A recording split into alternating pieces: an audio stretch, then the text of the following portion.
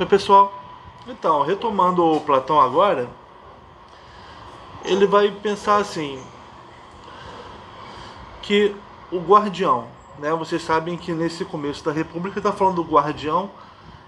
Antes, quando eu abordei o Platão, ele falou da formação do guardião, que deve levá-lo a ser a temperança, né?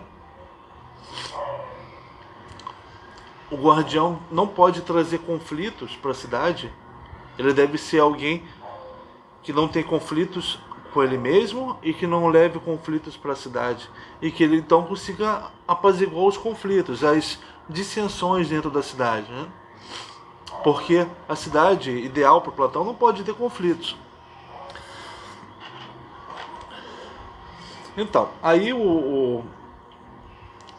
a cidade não pode ter desunião. A cidade, ela tem que ter uma união, e o Platão entende essa união como assim, da mesma forma como quando eu bato meu dedinho do pé, quem sente a dor? É o meu dedinho do pé? Não, sou eu inteiro. Então, na cidade, por analogia, quando um homem sofre um mal e sente aquele mal que ele sofreu, todos os cidadãos vão sentir aquele mal também. A comunidade de sentimento em torno da dor daquele homem. Assim como quando um bem ocorre para um homem ou um cidadão, todos também na cidade ficam bem, né? Aquele bem ocorre com todos na cidade. Isso porque isso ocorre porque é uma comunidade de sentimentos entre os homens, né? Isso é diferente, por exemplo, de de você ver um homem passando por uma extrema dificuldade, morre a mãe de um homem, né? E você não se importa. Você diz, não, ele está sentindo, é o problema dele, né?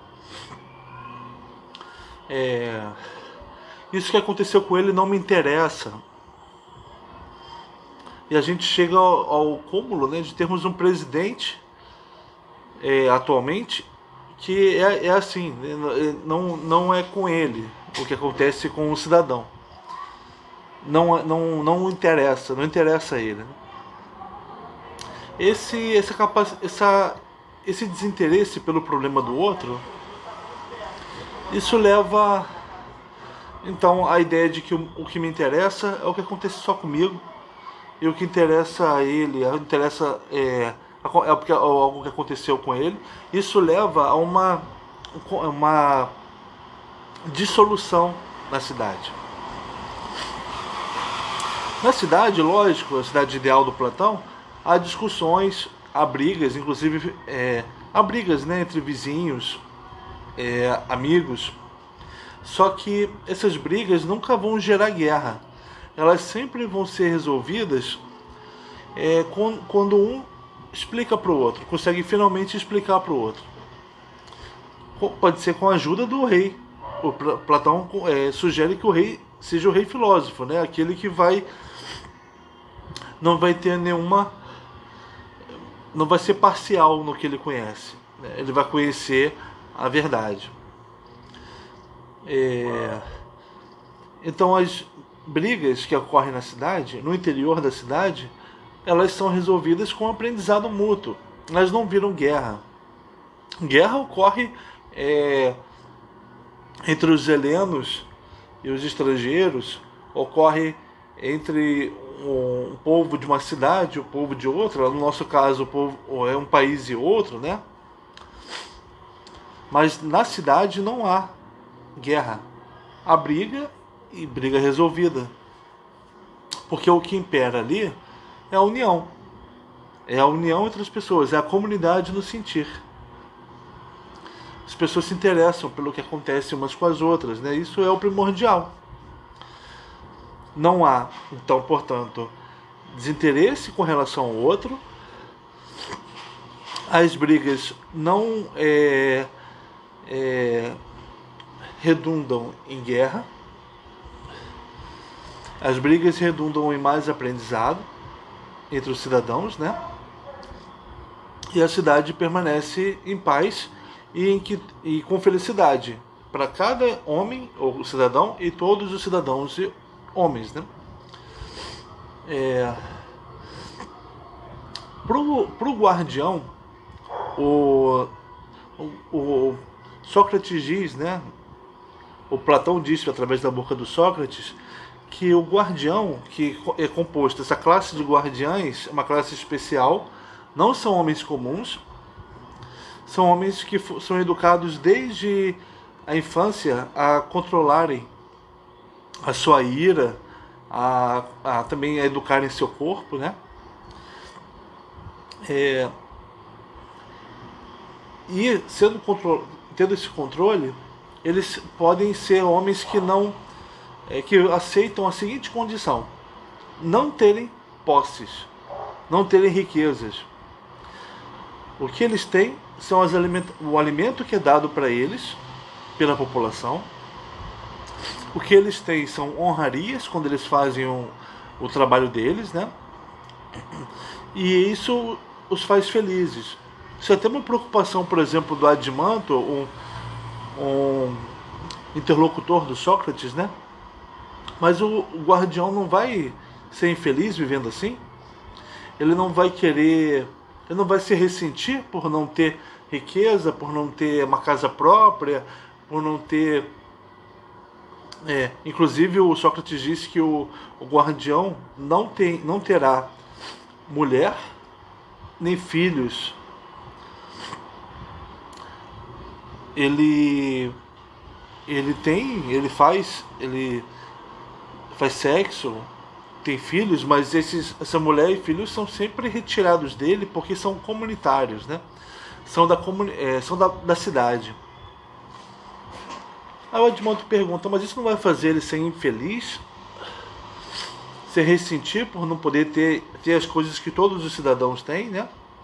Cada cidadão tem sua família, tem sua casa, tem suas riquezas, né? O Sócrates fala: não, porque ele aprendeu desde cedo que ele é um pastor de rebanho. Ele não é um cara que... Um pastor é alguém que se preocupa com o que é dele. Ele não tem a ideia de posse.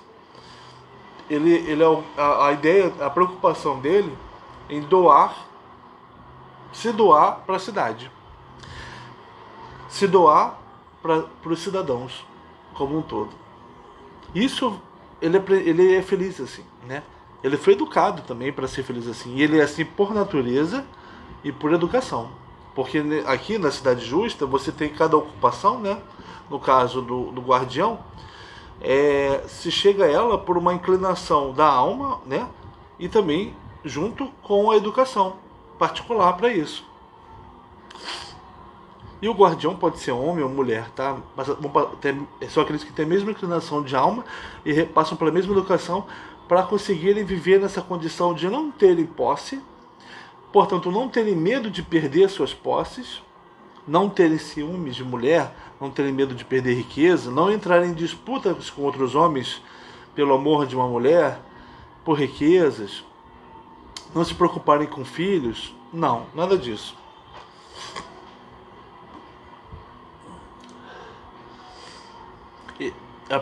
Eles vivem e são felizes sendo pastores. Uma doação completa para os cidadãos, né?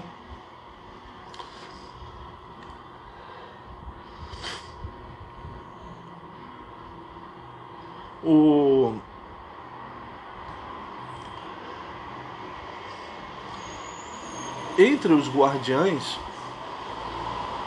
então na classe de guardiães, que é composta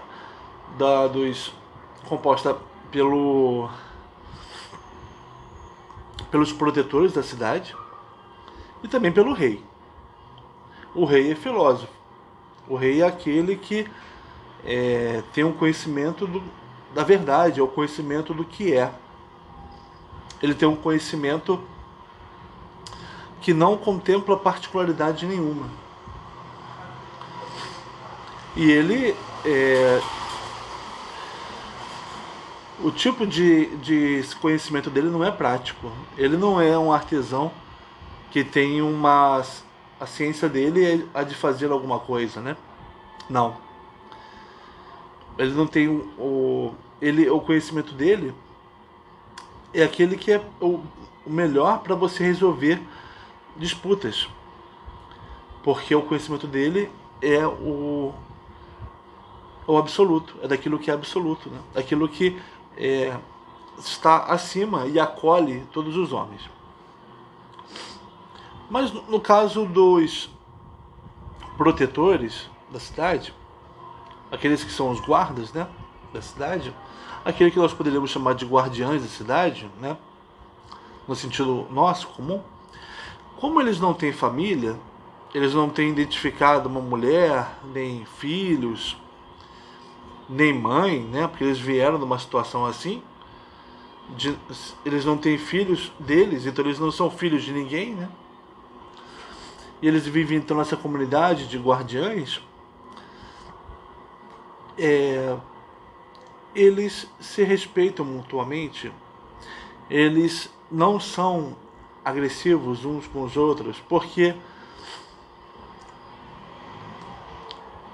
imagina se um guardião ele é agressivo, responde rispidamente com outro guardião, a um outro guardião, né, mais velho do que ele,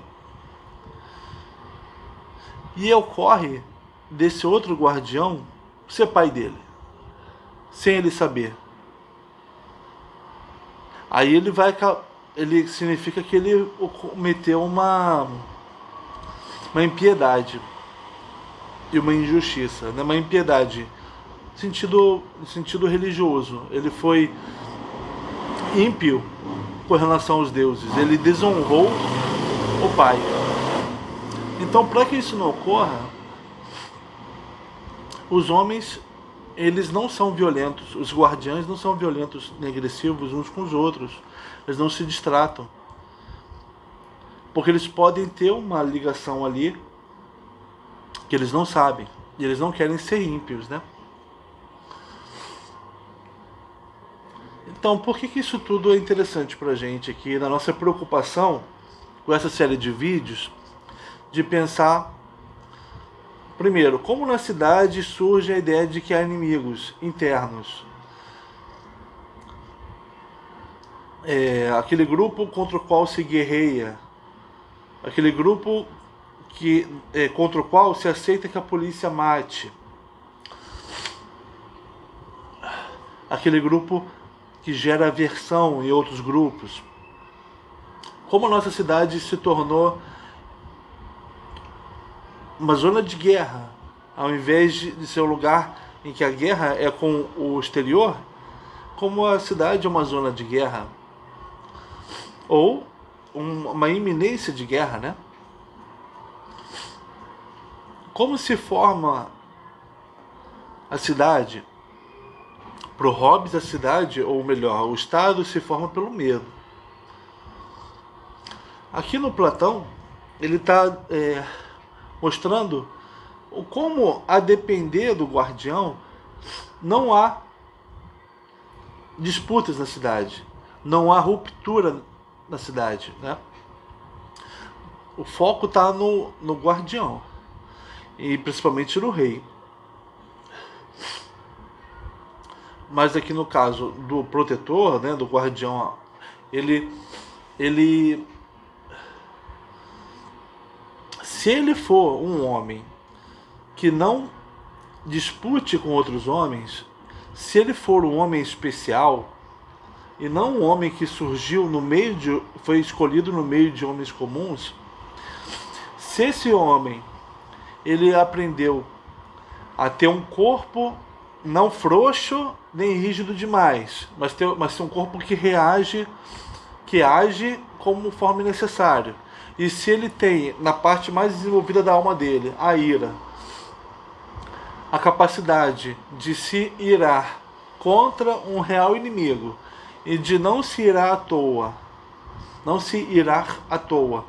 com o cidadão, um homem cuja ira, por estar educada, não ela então consegue ser aliada da razão, ela consegue responder ao que a razão aponta como inimigo e responder ao que a razão aponta como amigo. Não é uma ira que é aliada dos apetites, que estão super desenvolvidos. Aquele homem que se deleita com os prazeres, né? E tem a parte da alma, a parte apetitiva é tão desenvolvida que escraviza a parte da ira e a parte da razão. O homem começa só a desenvolver planos para satisfazer seus desejos. Não, o guardião é um homem que tem a ira educada. A ira não responde aos apetites dele.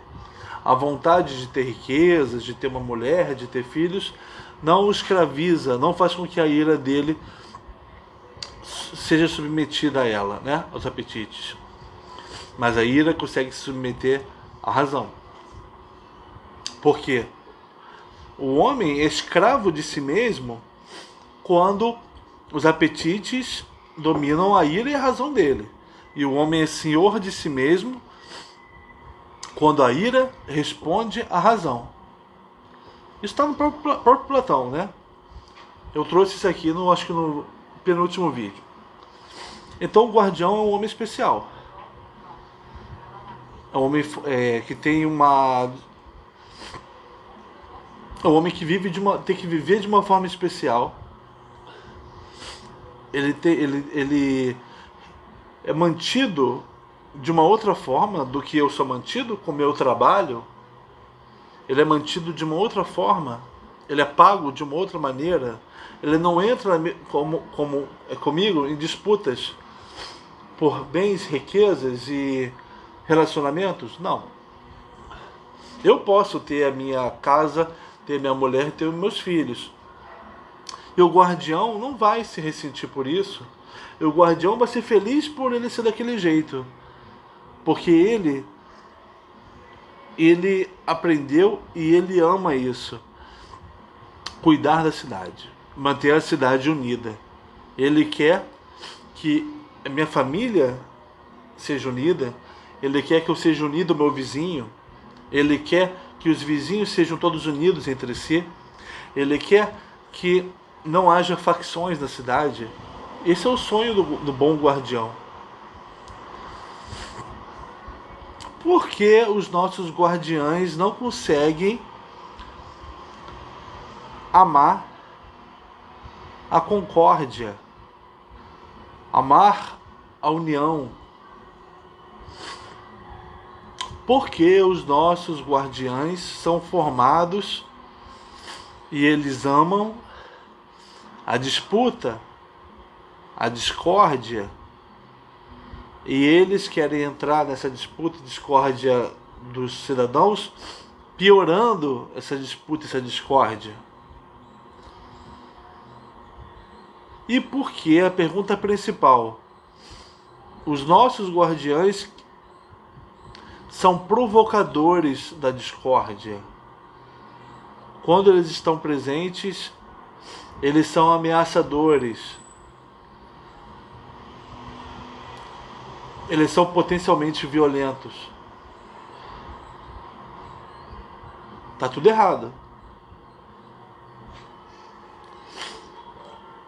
A formação da nossa polícia tá errada.